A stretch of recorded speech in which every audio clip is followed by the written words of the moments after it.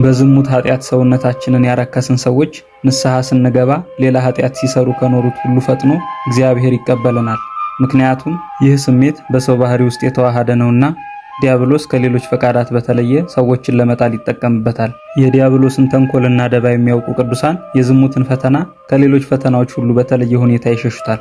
ዛሬ የካቲት 19 ቀን ለ67 ዓመታት እንደ መላእክት በተጋድሎ የኖረና አንዲት አመንዝራ ሴት ተጋድሎውን አስተዋለሁ በማለት ከሰዎች ጋር ተወራርዳ ሲመሽ ወደ በዓቱ በመምጣት የዝሙት ሐሳብን ብታቀርብለት እንዲሁም በተቀባችው ሽቱ ስጋውን ብትፈትነው በነደደ እሳት ውስጥ እግሩን ከቶ ነፍሴ ሆይ የሲኦልን እሳት የምትችይ ከሆንሽ እነሆ ኃጢአትን ስሪ እያለ ራሱን በመገሰጽ ዘማዊቷን ሴት አስተምሮ የመለሳትና ልቡናዋን ወደ ቅድስና በመሳብ የዝሙትን ስራ ትታ በምናኔ በመኖር ድውያንን የመፈወስ ጸጋ እስክታገኝ ድረስ ያበቃት ታላቁ ገዳማዊ አባት አባ መርትያኖስ የስጋው ፍልሰት የተደረገበት ዓመታዊ የመታሰቢያ በዓሉ ነው። ለእግዚአብሔር ምስጋና ይሁን። እኛንም በአባ መርትያኖስ ጸሎት ከዝሙት ፈተና ይሰውረን ይቆየን።